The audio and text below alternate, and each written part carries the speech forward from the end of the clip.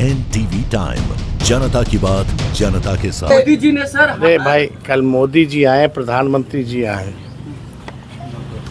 उनकी हर एक वाक्य, हर एक शब्द अगर आप सुनेंगे मोदी जी की तो नकारात्मक है और बिहार को बदनाम करने वाली बातें कही हैं उन्होंने। कोई भी बात जो है सकारात्मक फलदाय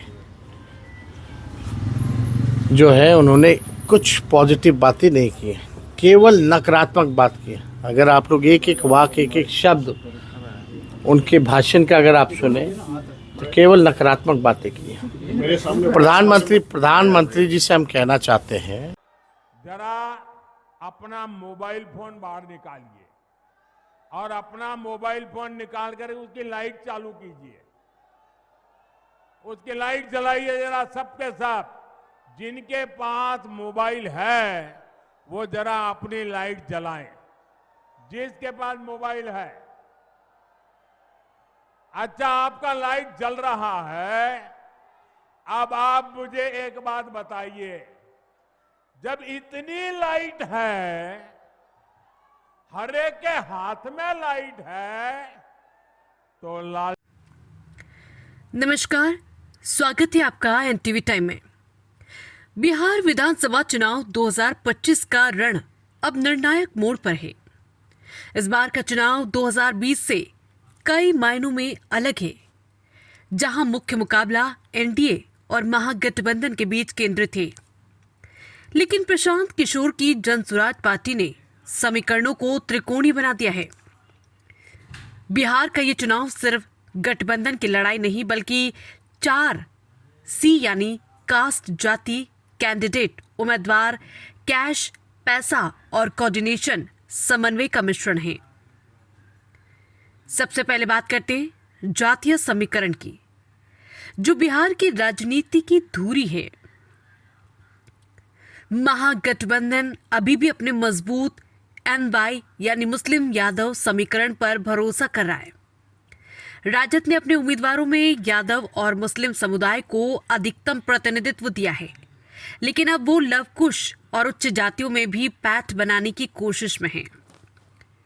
दूसरी ओर एनडीए का समीकरण भी बेहद सधा हुआ है।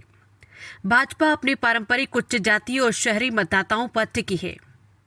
वहीं नीतीश कुमार की पार्टी जेडीयू अपनी मुख्य ताकत ईबीसी, ओबीसी और एससी समुदाय से खिंच रही है। जेडीयू ने विशेष रूप से अपने समर्थक लवकुश, कुर्मी, कुशवा समुदाय पर भरोसा जताया है। इन सब के बीच 3.5 करोड़ की संख्या वाली महिला मतदाता, जिनका झुकाव पिछले चुनाव में नीतीश कुमार की ओर रहा, इस बार भी सत्ता की चाबी साबित होगी। रणनीतिक मोर्चे पर विपक्ष जातिगत जनगणना और सामाजिक न्याय को अपना सबसे बड़ा हथियार बनाकर चल रहा है, जबकि एनडीए गठबंधन विकसित बिहार और केंद्र की डबल इंजन नीतियों पर मतदाताओं का भरोसा जीतने की कोशिश में है। बेरोजगारी, शिक्षा और विकास, ये मूलभूत मुद्दे हमेशा की तरह चर्चा में हैं।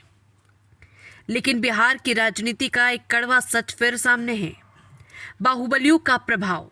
लगभग सभी बड़े दलों ने जीत सुनिश्चित करने के लिए आपराधिक रिकॉर्ड वाले बाहुबलियों या उनके परिजनों को टिकट दिए हैं।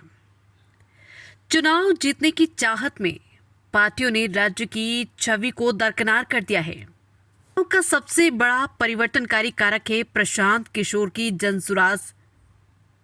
ये पार्टी राजनीति में साफ सुथरे और पेशेवर चेहरों को लाकर एक नया विकल्प पेश कर रही है। उनका लक्ष्य दोनों प्रमुख गठबंधनों के वोट काटकर परिणाम को अप्रत्याशित बनाना।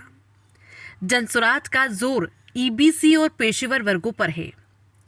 कुल मिलाकर बिहार का ये चुनाव केवल 2 गठबंधनों की टक्कर नहीं, बल्कि ये विकास के दावों, गहरी जातीय गोलबंदी और बाहुबल के प्रभाव के बीच का संघर्ष है। देखना ये होगा कि बिहार की जनता इस पर विकास की राजनीति चुनती है या फिर पुराने जातीय समीकरणों पर मुहर लगाती है।